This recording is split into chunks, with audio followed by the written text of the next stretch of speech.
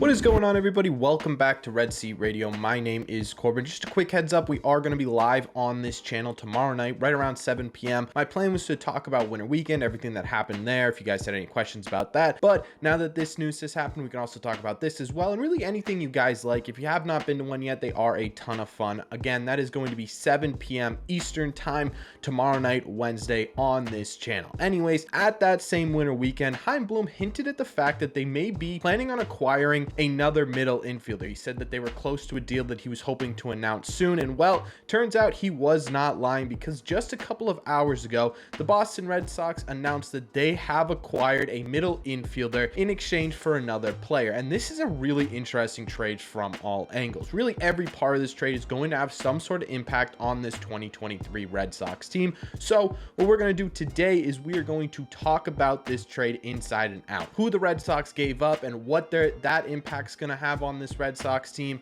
We're going to talk about who the Red Sox acquired and how that's going to impact the Red Sox in 2023. And we're going to talk about just in general what this means for the current 2023 roster. But before we get into that, do me a favor, make sure you guys hit that subscribe button if you haven't already. If you're new here, we talk Red Sox content almost every single day. Also, make sure you guys hit the like button on this video as well. Helps these videos out a ton, and it would mean a lot to me. Thank you all very much for clicking on this one. Let's get into it. Okay, so it feels right to start with what the actual trade itself looks like before we dive into all the details. It was announced just a couple of hours ago by the Red Sox official Twitter account, but a couple of people had it beforehand, that the Red Sox will be acquiring from the Royals switch hitting shortstop Adalberto Mondesi. Now, in exchange for Mondesi, the Red Sox gave up Josh Taylor. The Red Sox are also receiving a player to be named later in this deal, but obviously we don't know who that is right now, so it's not really worth my time to fully talk about that. Let's start by talking about who the Red Sox gave up in Josh Taylor. Now, obviously, Josh Taylor was injured throughout the entirety of 2022. He made what seemed like 150 rehab stints in AAA and AA and stuff like that, but never really made his way fully back to the big leagues. In 2021, though, he was a pretty integral part of this Red Sox bullpen. He finished the year with a 3.40 ERA, a much lower FIP at 2.83, which may suggest that his ERA was a bit inflated because of some bad luck, and he had a 1.38 ERA plus, meaning that in that 2021 season, he was about 38% more productive than the average pitcher in baseball. So there's a lot of high side to Josh Taylor, but there's a lot of question marks surrounding him as well. Now, the biggest impact Josh Taylor is going to have on this Red Sox team simply by leaving it is the fact that currently on this roster, before they traded Josh Taylor, there were two lefties on the major league roster. Now, with the trade for Josh Taylor, you only have one in Joely Rodriguez, who himself is a question mark. So that's going to have some seriously interesting impacts on the construction of this 2023 roster in that bullpen, but we'll get to that in a second. Let's also talk about who the Red Sox are getting in exchange, and that is Adalberto Mondesi. Now, Adalberto Mondesi at one point was the #1 rated prospect in the Kansas City Royals system. He was a highly ranked prospect in baseball around 2016 when he made his debut, but unfortunately that skill set hasn't fully been able to translate to Major League Baseball yet. In 2022, he only played in 15 games due to injury, and when he did play in those 15 games, he certainly was not good offensively. He finished 2022 with a very small sample size, but still ending with a 140 average with only a 204 on base percentage and a literal 0.4 OPS plus. But again, this is an extremely small sample size. However, honestly, small sample size has kind of been the story of Adalberto Mondesi's career up until this point. He's played in 7 seasons at the major league level, and only one of those seasons has he played actually over 100 baseball games, and that was in 2019, where he played in 104. Now, obviously, the 2020 season is thrown in there, and that was a shortened season. In fact, only 3 of his 7 seasons has Adalberto Mondesi played in over 50 games for the Kansas City Royals. One of those seasons was in 2020. The other one was back in 2018. Injury and health concerns are by far and away the biggest storyline with Adalberto Mondesi,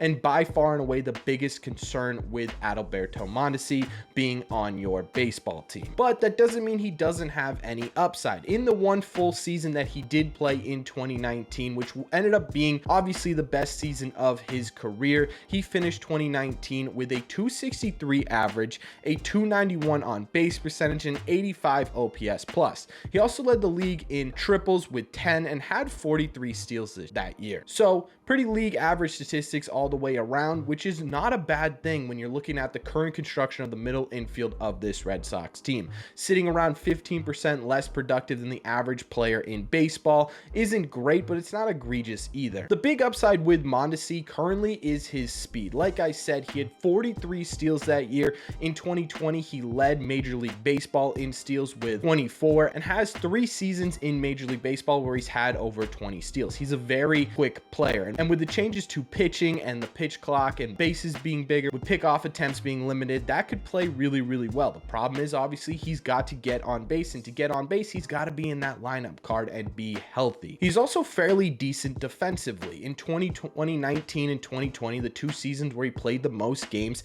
he had a 5 in defensive runs saved in 2019 and a 4 in defensive runs saved at shortstop in 2020. So well above average in terms of his defensive ability. Now that was when he was fully healthy. When he's not fully healthy, his aggregate total for his career is at a -1 defensive run saved. So he's a bit below average when it comes to his entire career. But again, you have to remember that most of these seasons he was playing hurt, and that is definitely going to affect his ability to be able to play defense. So overall, Mondesi's a wild card, a lottery ticket, if you will, right? He's a guy who more than likely isn't going to give you a ton, but at the same time too, if he can stay healthy for a full season, the Red Sox got a shortstop that has really good speed, pretty good defense, and can be a league average hitter, which could really benefit this Red Sox team, especially going into 2023. And speaking of how Mondesi can affect the 2023 Boston Red Sox, let's talk about how this trade in general is going to affect this 2023 team, specifically with how they are constructing the roster as well as their lineup.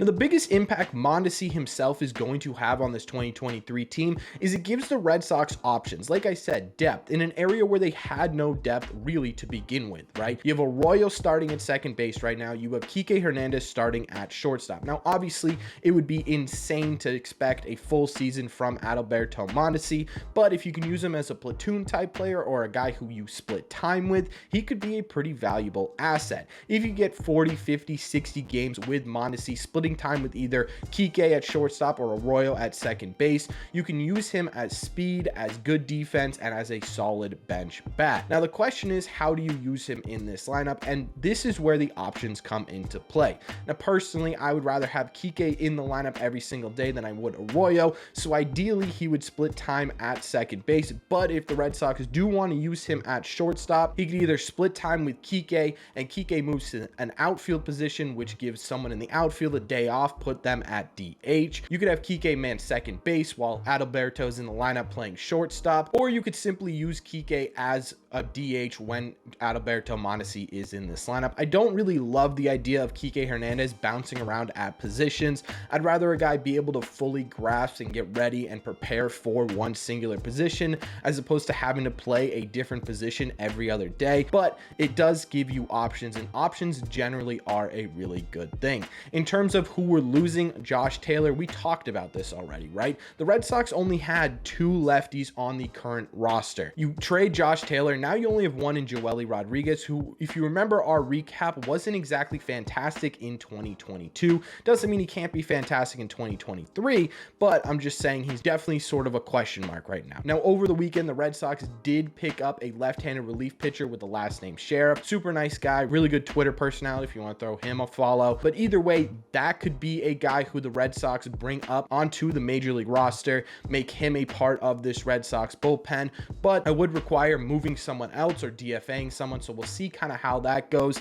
Maybe the Red Sox decide Paxton may be a guy who ends up as sort of a middle relief, long relief type reliever for the 2022 season, or at least half or part of it. That could be definitely an option as well. Paxton hasn't really pitched in Major League Baseball in a fairly decently long time, and they may want to ease him into pitching every 5, 4, 3 days, whatever it is, by putting him into that bullpen. So again, you do have options for a lefty reliever, but it's going to be interesting to see how they go about that. There are also a couple of guys in the free agent market who they could pick up as well and still stay under the luxury tax. Chafin, Moore, or Brad Hand are all available, so those may be guys the Red Sox are looking at. But honestly, all in all, I don't hate this trade. I'm not ecstatic about it. I'll say it's a fine buying trade, right? You're giving up a question mark in Josh Taylor to get a question mark in Adalberto Mondesi. He truly is a high risk, high reward type player. If you can get anything out of Adalberto Mondesi to the tune of 40, 50, 60 games in one of those two positions, you're getting more of a reward from Mondesi than you would if you had Josh Taylor,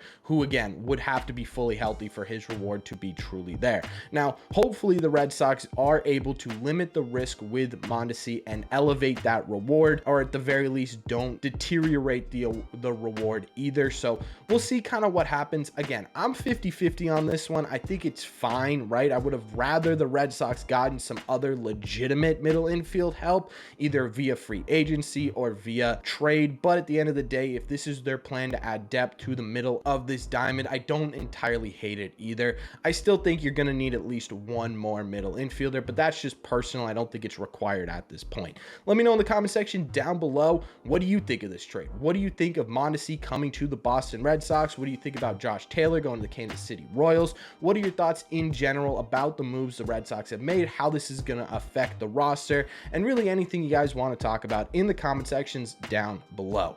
As always, if you made it to the end of this video, do me a favor, make sure you guys have hit that subscribe button if you haven't already. If you're new here, we talk Red Sox content almost every single day.